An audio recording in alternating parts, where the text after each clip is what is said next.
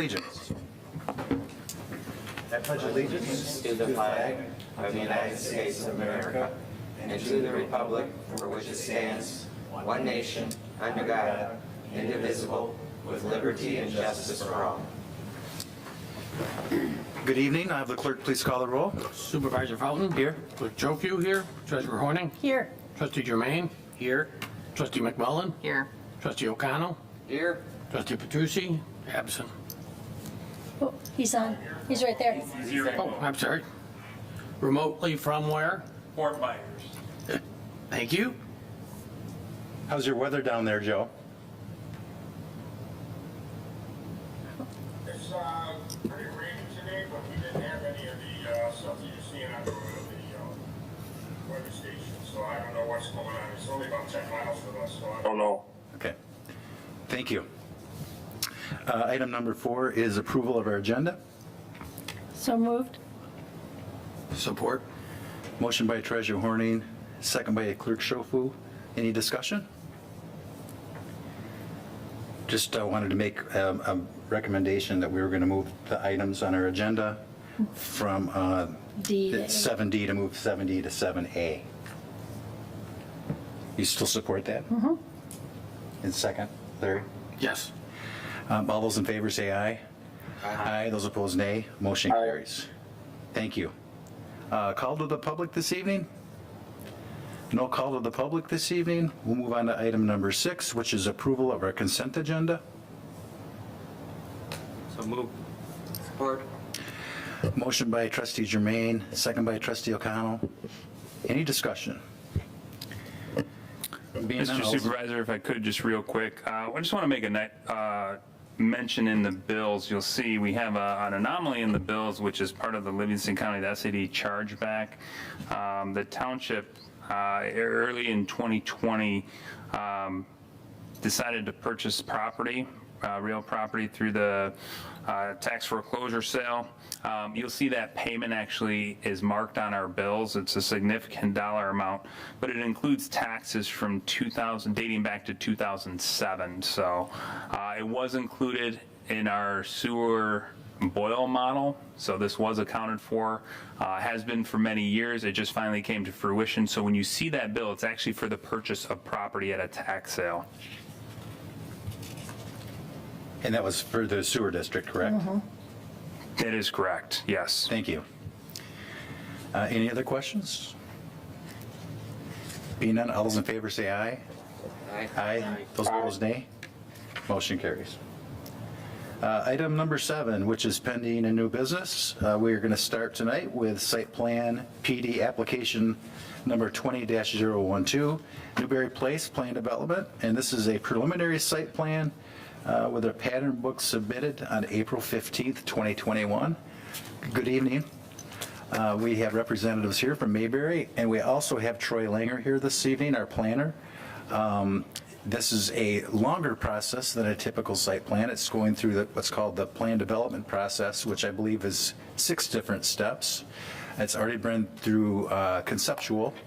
This is preliminary, and we have the developer and his right-hand person along with us this evening. Welcome. I think I'm going to turn this over to Troy to just give a background of the process and what is in front of us this evening. Troy? Thank you. Just a little bit of history. This project has some roots that go back into the 90s. It actually predates these applicants. It started long before my time here, long before their time on this project. It was shown on the future land use map as a special planning area, and ultimately, fast forwarding to today, this project being a plan development, there's a few steps involved in a plan development. The first step is a conceptual review by both the Planning Commission and the Township Board. The applicant has completed that process. The second step is a public hearing at the Planning Commission, which was completed in June. The Planning Commission recommended approval of the plan development. They had the public hearing June 10th and had a special meeting on June 17th where they then recommended approval. Then it goes to the township board for the preliminary review, which is where we're at today. Then the remaining phase of this plan development will be the final PD, which will also go to the planning commission and to the township board. And then in this project, that'll be the end of the plan development. And then in this project, each of these structures or phases or any portion that they want to proceed with will be an independent and separate site plan review that will go to the planning commission. And at that point, they'll review the plan development as an ordinance in addition to the zoning ordinance for reviewing that site plan at that time. So that's where we're at. That's kind of the outline of the process. I'll just talk briefly on this project. This project's a little over 108 acres. The way they have this shown, there are 4 districts. And I'm going to just essentially go from left to right, or from that plan, it's north would be on the left side. So the purple district would be single family only. There are 19 single family homes. Those can only be single family detached homes. That was brought up a while ago. We had some residents that were concerned about this development and what might occur on this northern property, and the applicant agreed to make those that land that abuts the outside of the property to be just single family. The blue portion, which is on the north side and on the south side, is referred to in here as a single family district. However, there are a number of different types of residential units that are permitted in that blue district. Certainly single-family detached homes is one of them, but there can be some attached units, some 4 to 6 plex units, some motor courts, and up to 5 units attached are permitted in that blue district. The light green district is what's referred to as the mixed-use district. In that district, there is a total of 85,000 square feet of commercial building that could be there, a maximum of 85,000, 45,000 on the north side and almost 40,000 on the south side, 39,000 and some change. And then in addition, in there could be 66, up to a maximum of 66 residential units. And then the dark green is commercial only. There's about 4,800 square feet of commercial on the north side, and on the south side, there's about 44,000 square feet of commercial. And that is the property as it's laid out.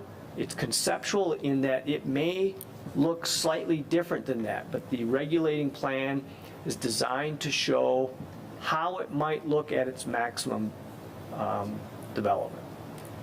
And again, this was at the Planning Commission for public hearing in June. Planning Commission recommended approval, and we are here now in front of the Township Board. And I'll be happy to answer any questions you might have.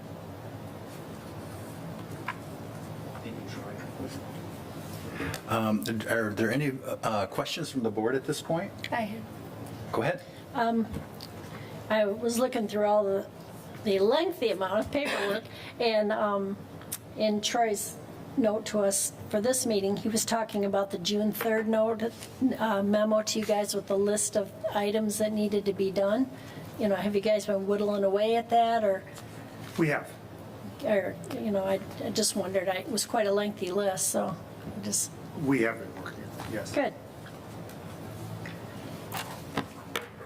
Bob, would you like to have any, do you have anything to offer this evening for us?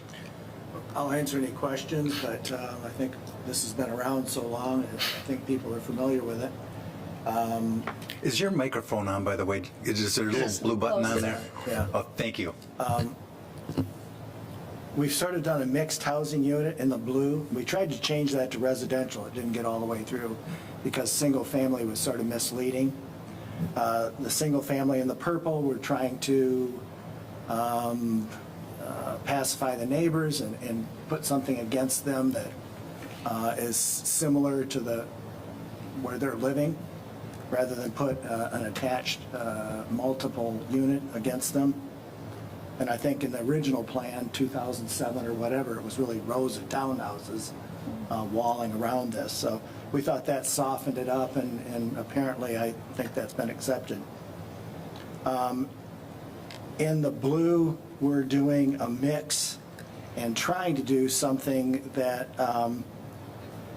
doesn't just have a single use. It's not just meant to be 5 plexes and whatever. We're trying to mix it up and create the density, with the goal in mind of using up the sewer REUs at the same time. My preference is to do single-family detached whenever I can.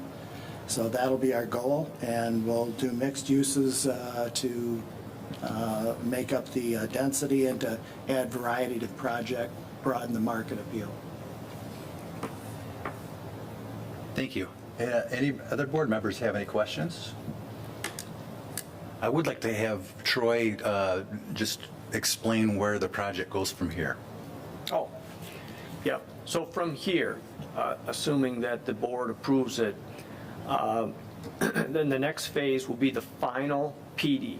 The way the approval has been laid out, there are some things that would have to be tweaked on this plan, and when the applicant submits for that final PD, they would then submit kind of a revised plan to meet those items. So that's one of the things Mr. Straub has indicated they're working on. And we're kind of waiting to see how this goes here. If there's more things, then we'll add those to those. And then so the final PD would go back to the Planning Commission. They would review it to ensure that that's consistent with what they had recommended for approval. Then it would come back to the board as part of that final PD. And then that PD, that final PD, actually becomes kind of a rezoning of the property. And then we change it from what it currently is, which is CA, Conservation Agricultural, to PD. And then that allows the applicant to proceed to site plan review with whatever portion they decide to proceed with, and that will go back to the Planning Commission to ensure that the site plan, the detailed site plan, is actually consistent with the PD as well as the zoning ordinance. So it's my understanding as well that the developer wouldn't have to come in and get a site plan for the entire development. They could do it in phases, is that correct? Yeah, that's kind of why we're doing it like this, is the developer's very concerned there could be market changes in both commercial as well as residential. So he doesn't want to lock in. On a project this big, it's hard to do a plan and lock it in. It may take him a few years to build this out, and in the interim time, there could be some changes in the market and he might want to slightly modify. He'll be locked in and he can't exceed the density in each of those districts. And when he wants to build it, at that time he'll do a site plan. That'll be very detailed, but it wouldn't be for the whole thing. It would be for just that portion that he wants to do. Does that make sense? Maybe I rambled a little bit there, but does that make sense? No, I think that's very clear. And another issue that we've spent a lot of time discussing, not only locally but nationally, are our roads. And I know you've had some discussions with MDOT over the course of the years, and you probably are aware that I believe it's next year, Bob, that MDOT is planning on putting a new skin over the 59 all the way from Heartland here all the way to Oakland County. Okay. And there's been some discussions on the improvements of that intersection, and I believe we have a meeting in the near future with MDOT to share with them the potential new growth at that intersection, including your project. So we have had some good recent discussions with them based on what they wanted to do. I didn't know if you were aware of it or not, but they do want to come back, since they're going to be putting those improvements in in the next year to make sure that they're matching of what's going to happen in the future. Is that a fair statement, Bob? That is fair, and actually, I left another follow-up message with Mr. Heidelberg from MDOT, who is facilitating the meeting. It is refreshing to see them actually listen to our concerns and be willing to come to the table to discuss it, so. And we're hoping that they will take the information that's already been given to them by you and by the township itself and the county, and how that intersection is really not even necessarily a local road as much as it is a through road coming down from Fenton all the way down to the freeway, and another important access point down to the freeway down in 96 versus 23. So I just wanted to give you a little brief update as to where we are in that process. Thank you. Other questions from the board? I was at the public hearing, and there are still concerns from the residents on Benton Road with cars backing up. It's already happening now, and the concerns about what's going to happen with a development this size on that road. And a few other things, but I think the car stacking was the biggest concern that they have. They have a hard time getting out, trying to get the kids to school, and again, the return trip, it's hard to get across 59. So I just want to voice that concern, Thank you. they're concerned about that. I'm sure that will come up in our discussions and Troy, you were going to plan on being at that meeting as well, correct? Yes, yep. What had somewhat happened is, as we were discussing this project at the Planning Commission, there was a question of the MDOT letter from 2017 and whether this plan has gone through some different variations. In fact, we've added 40 acres. The 40 acres has come back out. And so there was a question of, does that 2017 letter, is it still valid?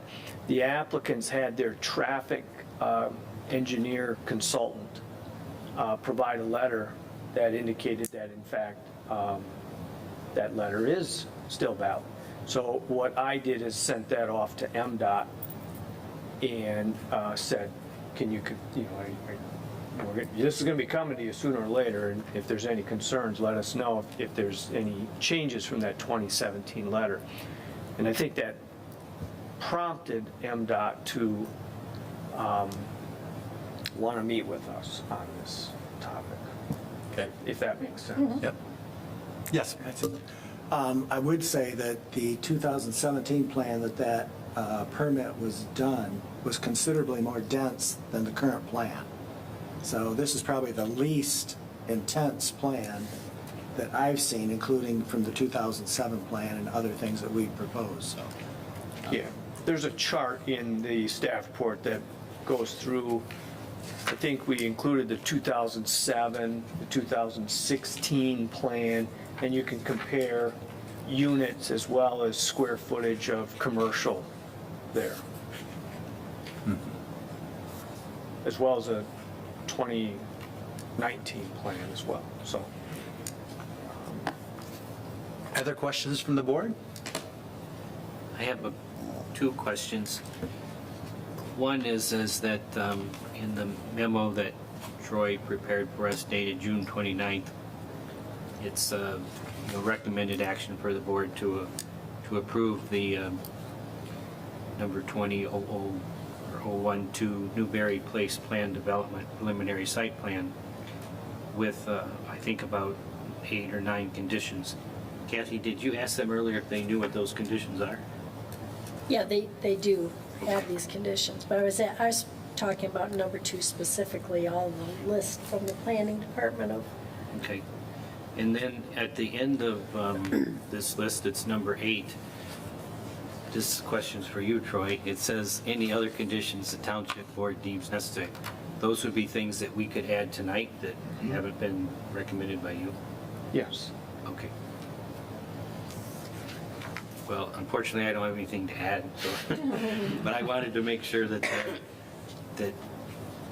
that's why that was here. So again, the action this evening, we would be acting on the preliminary plan. And it's my understanding that there's a lot of heavy lifting that has to get done before you come back to the final.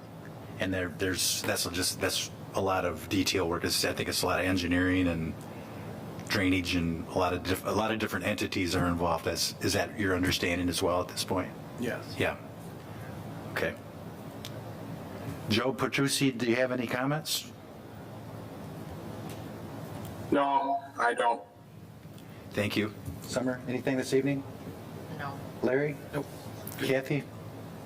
Matthew? I'm done. Denise? If there's nothing else, I'll entertain a motion for approval of the preliminary site plan for site plan application number 20-012 Newberry Place.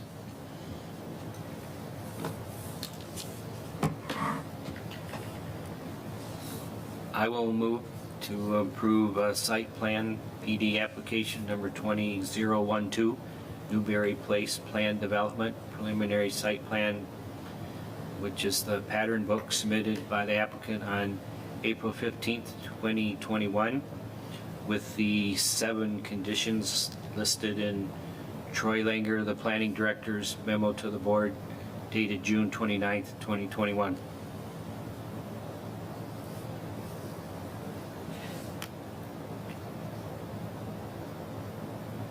I'll support. Have a motion by trustee Jermaine, second by clerk Schofu. Is there any discussion? And being a very large project in our community, I would like to have a roll call vote, please. Clerk, please call the roll. Treasurer Horning? Yes. I'm sorry? Yes. Okay. Clerk Schofield, yes. Trustee O'Connell? Yes. Trustee Petrucci? Yes.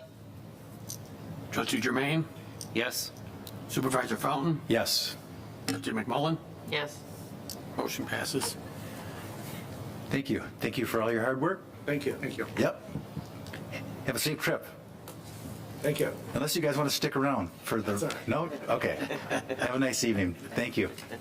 Item number, actually A, is Jim Heslop's here this evening to discuss and ask us for some information and communication on appraisal for a tax appeal. So Jim, you have the floor. Thank you, Supervisor Fountain.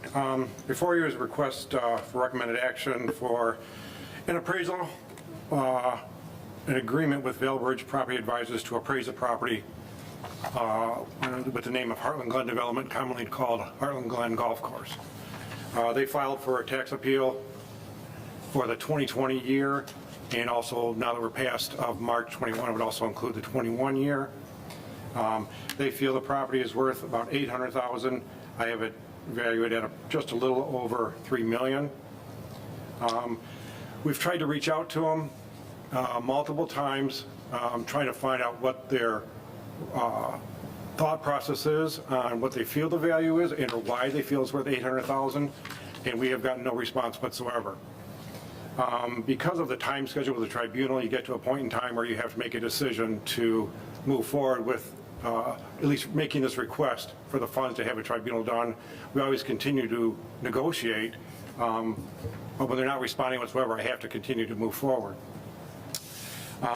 Included in the information is a bid proposal. I went out and requested 5 bids for the appraisal from 5 different firms.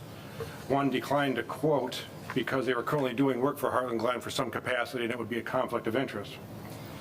The firm that I am recommending is Vail Ridge Property Advisors, James Hartman. They are known as golf course specialty evaluation firm across the country, is one of their specialties. They have also appraised Heartland Glen for us in prior tribunals at least 2 times, and another time before I was even here. We were successful in all of those appeals. In the next document, I wanted to show what the potential loss would be if we chose to do nothing we are required by the tribunal and by the State Tax Commission to support our valuation for the assessed value. So, but if we chose to do nothing, the tribunal would grant them what they feel it's worth. They feel it's worth $800,000. So over the 2 years, we'd be looking at a total loss for all the tax authorities of just a little over $80,000. It would affect the township itself for the 2 years of about $7,200, the cost of the appraisal itself. Now, obviously, there's other costs in doing these things, the cost for the attorney and the testimony of the appraisal, of the appraiser. The budget of, the assessing budget for legal expenses would cover those costs at this point in time. So far, we're having a pretty lean year.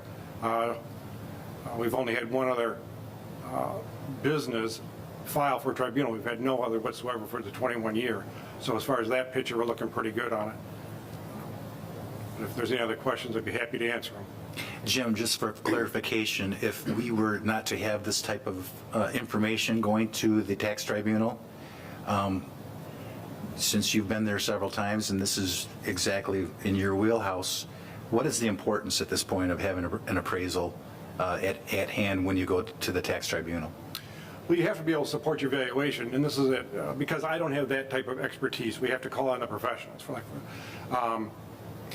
But without it, we would basically be considered in default, and they would basically just grant them whatever they are requesting. We are required, as an assessor, I'm required to support all the valuations. So I have the property valued as developmental property. It was valued as developmental property years ago. Their appraiser valued it as developmental property. Our appraiser, developmental property. The tribunal concurred, yes, this is developmental property.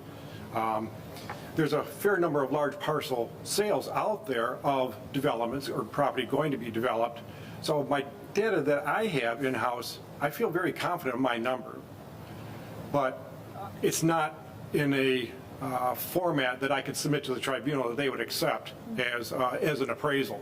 You really need to call in a certified MAI appraiser, and this is what they do. There's a specialty in the appraisal bureau, and it is tax appeals. A lot of appraisers don't do it as a specialty because you know that your appraisals, your background, everything is going to be nitpicked by attorneys. Nobody likes that. These folks do it all the time. This is what they do. So without it, we would be losing over the 2 years for all tax authorities $80,000. It's quite the sum. And you went to the tax tribunal previously, correct? Twice for Heartland Glen. And how did those turn out? We were successful in both. Okay. And this is a timing issue with something? Is that what so it doesn't happen every year? What caused this year to be the year that you need to go to the tax tribunal with this? Well, they filed for the 2020 tax year, so they filed over a year ago. The 21 years automatically put in after March Board of Review. Once they file, a time clock starts. Okay. The tribunal has issued, okay, there's an order. By this certain date, you have to exchange your valuation disclosures. So I'm roughly now about 70 days out from that period. So it gives the appraiser time to do their analysis, get the report back to us. We have to submit it to the tribunal. So it's a timeline issue at this point in time. We always continue to negotiate. There's no reason not to. But when you get no response whatsoever, you have no choice but to try and move forward. At least get yourself in the position to make the decision we're going to go have it appraised and move forward. Okay. Questions from the board? And you're looking for a recommendation for the That's a agreement, motion. appraisal agreement with Valbridge Property Advisors and the budget amendment. I'll move to approve the appraisal agreement with Ballbridge Property Advisors and the budget amendment for $7,200 per Jim Heslop's memo dated July 6th.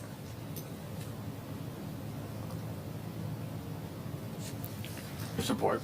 motion by Treasurer Horning, second by Clerk Shofu. Any discussion? Being none, all those in favor say aye. Aye. Those opposed, nay. Motion carries. Thank you. Thank you. And Jim, unless you'd like to stick around, you can. No, it's a nice summer night. I'm going to take advantage of it. All right. Thank you. Thank you. Item number 7B is Michigan Townships Association Principles of Governance. We signed this as a board probably 2012, 13. It's been quite a few years ago. These are just general items that we thought was important for our constituents to see what we stand for, like from a morale standpoint, what we strive for in excellence from the standpoint of we can agree to disagree, but we can always be professional of how we handle ourselves. So Bob, I'm going to turn this over to you. This was something that we thought if there was an interest on behalf of the current board, that we would continue this. Again, there's, in my opinion, it's all things that would be expected of a good leader in a community of regardless of their size. So with that, Bob. Yeah, thank you, Supervisor Fountain. We are officially members of the Michigan Township Association, and part of that membership does include to basically abide by their principles and goals. And that's what this form does, is it basically shows recognition that our board supports the mission as well as the standards set forth by the Michigan Township Association. Generally speaking, the Michigan Township Association will resubmit this to townships when there's a change at the board level. They were a little late because of the COVID scenario, but they have finally gotten around to it.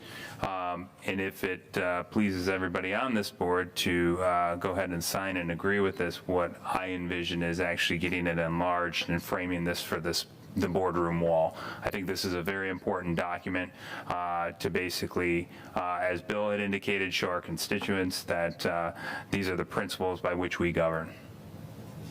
Be more than happy to answer any questions that you may have regarding this, but that is the intent here. Any questions from any board members? I have a question. I'm in full support of this document as it's written. My question is, do you know if there were any changes from the previous one? And if so, what were they? The trustee names. Is it? Okay. No, essentially they continue to have, there have not been any updates to the actual pledge bullet points, which is what you see here listed on the sheet. They are reviewed on an annual basis by the Michigan Township Association, but they have not had any changes since our last one was signed.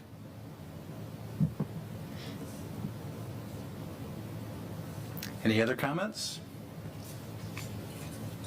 Being none, I'll entertain a motion.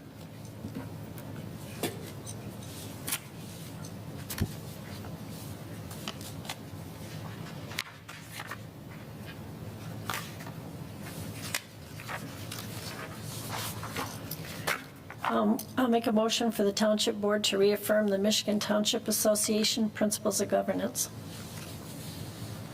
Support. Motion by Treasurer Horning, second by Clerk Schofu. Any other discussion? Being none, all those in favor say aye. Aye. Aye. Those opposed, nay. Motion carries. Thank you. Thank you. And our last item this evening, we'll go back to Manager West. This is something we do periodically, is look at our REU classification tables, and Bob is suggesting an update to that, some of these classifications. So with that, Bob? Yeah, thank you, Supervisor Fountain. Essentially what the REU stands for is Residential Equivalency Unit. In very layman's term, it is the impact that a commercial business will have on both the water and sewer system as far as their equivalency to a single-family home or a residential unit. If you look at this sheet here, what we've done is my proposed changes are in red, and the prior version is down below here. But essentially what we're doing here is we look at when a new business comes in and we determine how many REUs, or what's also commonly referred to in other communities as tap fees for the utilities when you build, how we rate that, how we determine their impact on our system. I worked with the finance director and public works director on this.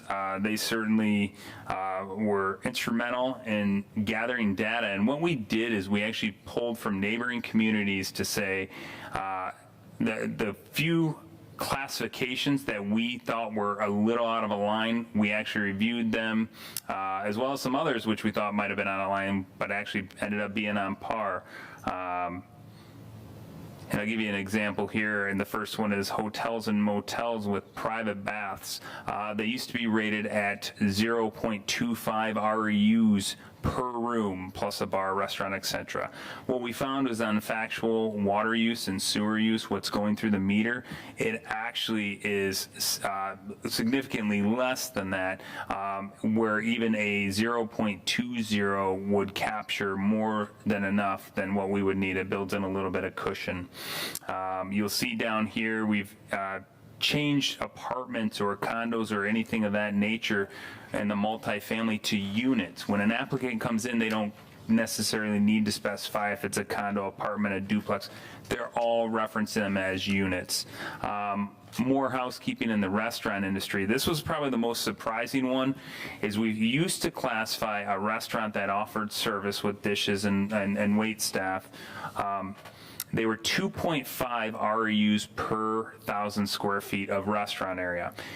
If that same facility served alcohol, it automatically by default went to 3.5 REUs per 1,000 square foot. This was probably the longest process, and Mike Luce, our new public works director here, actually reached out to, I believe, 5 or 6 other communities with restaurants, and they were able to share these independent standalone buildings that served alcohol in their restaurant, and we compared that with our data, and what we found was there is no equivocal relation to alcohol being served versus one additional REU per 1,000 square feet. So what we're proposing in this case is just simply to eliminate the alcohol factor. It has zero impact on it. And you might say, well, somebody who's serving alcohol is generally open later. Well, the businesses that don't serve alcohol generally serve breakfast, so they're open earlier, and it offset it. What we were finding was the meter data, the actual water and sewer use was spot on, irrelevant if you served alcohol or not. So we're proposing to take that out of that to be more of a business-friendly kind of advocate to the businesses coming in. Other than that, like I say, we changed the senior citizen living used to have per apartment. We actually didn't change a rating, but rather a unit.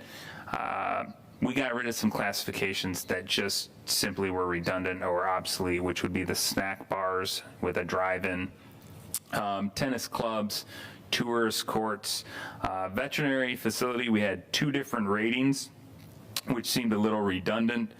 So we basically have just done some housekeeping here to clean it up. The biggest significant change is on the restaurants. So I went through that fairly quick, but I'll be more than happy to answer any detailed questions on this. And I thank the Public Works Director, Mike Luce, and Susan Dryden-Hogan, our Finance Director, for their assistance on this. Bob, do you need a motion on the board for this? Yeah, I have the recommended action up here of approve the proposed utility RU classification table updates as presented. And then if this is approved, we will date it as effective 2021, because we don't do them any more. Generally, they're updated every 3 to 5 years. And it's based on as we get more and more businesses, as if a new business comes in, we monitor the water usage and adjust this accordingly. The problem that we have right now is we don't have many standalone restaurants that serve alcohol, so we had to actually go out to other communities. If you notice, a lot of our restaurants that are in serve alcohol are within strip malls where they are combined REUs all under one rooftop. So a tenant space that might have 9 tenants, we look at all 9 compiled together as their REU classification because it's one rooftop. So the bigger issue is this prohibitive to subsequent or future establishments coming into our township? So, Questions from the board? Yes, I have a question. Now, we approve this, which seems reasonable. Is this only for setting a fee schedule, if you will, for future applicants? Does it have any bearing on businesses that are already here? So it doesn't have any yes and no. We don't do any sort of refund or anything like that, but fortunately the businesses that this might affect, they actually encompass and still get the REUs in that, as I said, like a multi-tenant space. so they can be used at other tenants.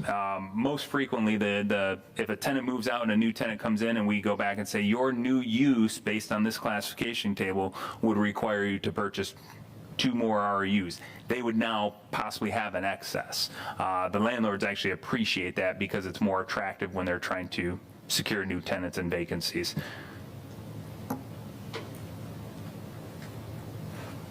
I have a question, Bill. Yes, go ahead, Joe. Bob, does this move make it more attractive for businesses to come into Heartland?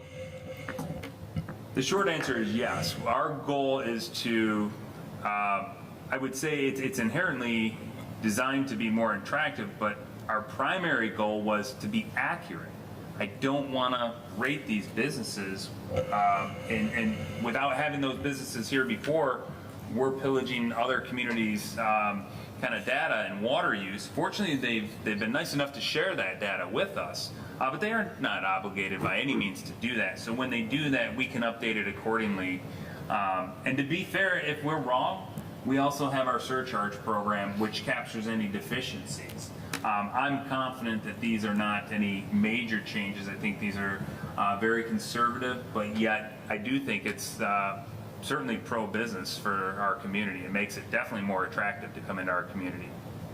And again, I think it also make it comparable to other communities surrounding us. I don't want to pat ourselves on the back, but I would say we're a little proactive in adjusting our schedule, and that we don't follow the industry standard. We will actually look at the factual data. This is one area, and our utilities, I think, where we have no problem kind of leading the charge on that. And I think you'll see subsequently other communities follow suit, because other communities have asked us, what were your results? There's a lot of legwork that goes into it. So if anything, I think we're a little ahead of the curve on this. And I would prefer to do that. And, I would like to base our RU schedule on actual factual data. So I totally agree with that. And the reason I'm asking these questions is because for years, as I deal with businesses that are startup businesses in our county, I have been told by many business people that both in the restaurant industry and the hotel industry, that our REU cost is way out of line compared to other communities. If this puts us ahead of the game now, I'm all in favor of that. it certainly does, yes. Any other comments? I have a second Matt? question. I'm a little bit confused about the restaurants. Does every restaurant get charged 7 REUs and then an additional amount based on their square footage? No. What you're looking at there, the restaurant with the 7 REUs would be what's considered fast food. Generally speaking, they don't have dishes, but they're usually highlighted by what's commonly known as fast food, and they usually have a drive-through restaurant. The second rating is where you would go in to actually eat, and where they have actual wait staff with dishes. The third option would be what's considered a takeout, where you go in, you can place your order, but it's generally not considered fast food. The food is actually being prepped. It would be very similar to, within Heartland Township, an example would be Gus's. Gus's is classified as a takeout. That is not considered fast food. They actually have actual food preparation. And so there's 3, what we've done is from 4 classifications down to 3. So those are your 3 levels, if you will, and they all have different ratings. The fast food generally is one of the high impacts of the sewer system, hence the high rating. And that 7 RUs would say that fast food restaurant has the same impact as 7 residential homes on our water system and sewer system, just for the people at home. That's how the scale works to make it equivalent. Did I answer your question there? There's 3 different ratings, so it's not every, a fast food is 7 RUs regardless of the size, whereas the takeout and the full-service restaurant are based on per 1,000 square foot.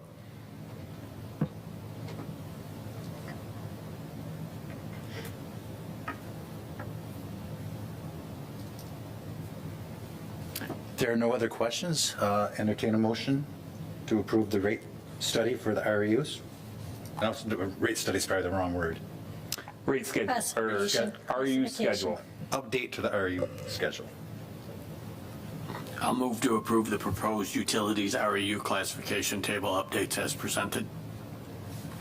I'll support it. Motion by Clerk Schofu, second by Trustee Petrucci. Is there any discussion?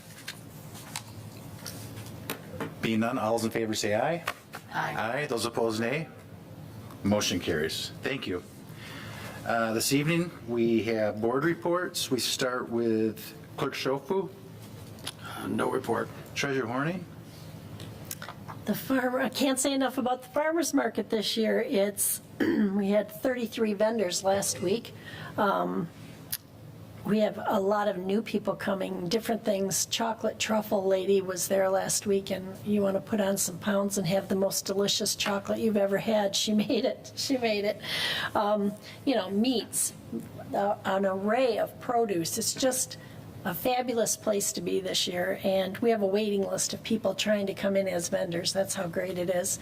On July 17th is going to be Christmas in July. Mark your calendars. We're going to have Christmas music performing all day. We're going to have a free ice cream giveaway, make and take ornaments for the kids or adults, whoever wants to. Just a lot of fun, and a lot of people will be selling Christmas stuff as well that day. So that's July 17th from 9 to 2 in the Rural King parking lot. Thank you.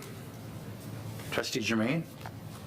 If I can, Mr. Supervisor, I would like to ask Mike Luce to speak to us about some exciting improvements at the Heartland Teen Center Hoop House.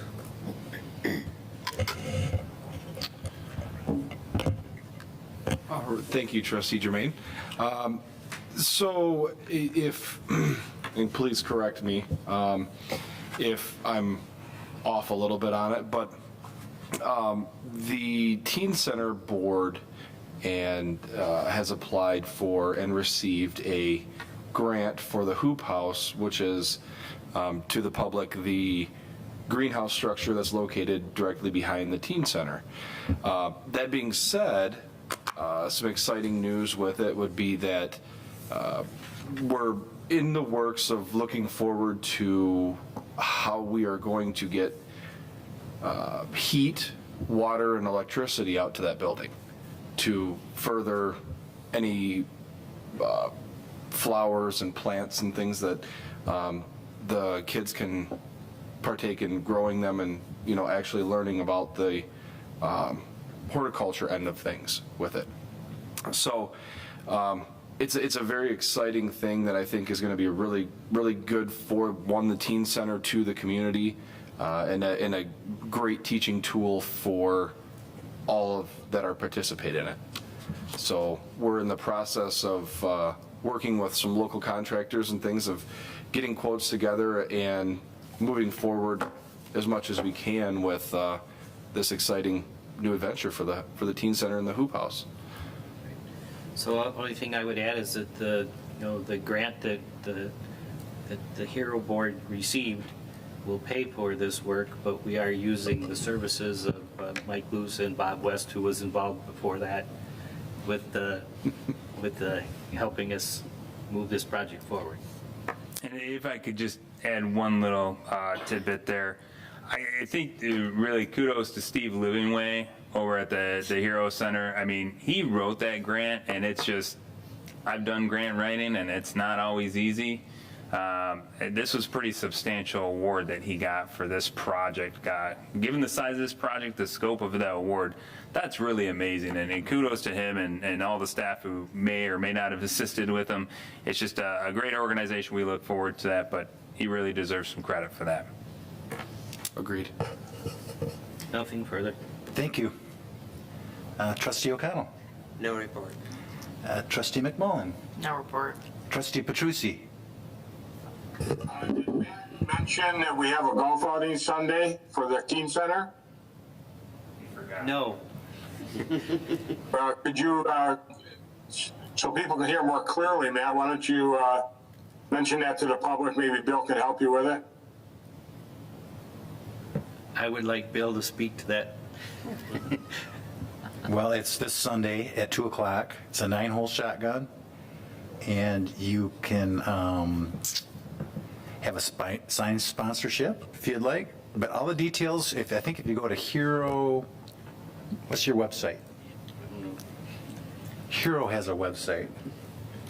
It's a Hero Teen Center, Hero TC. Joe, do you know what it is? You go on the Heartland. Yeah, if you just go to contacts and go to Hero Teen Center, and it pops right up.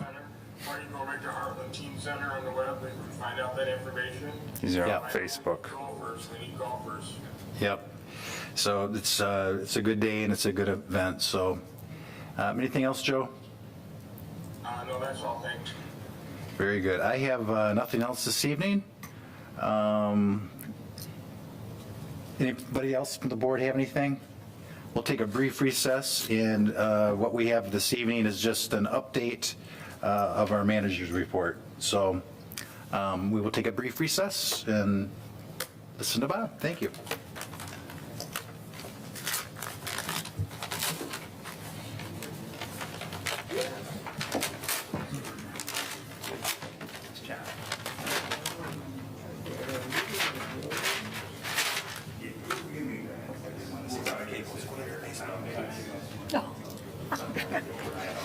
That's what he said over there, did you hear?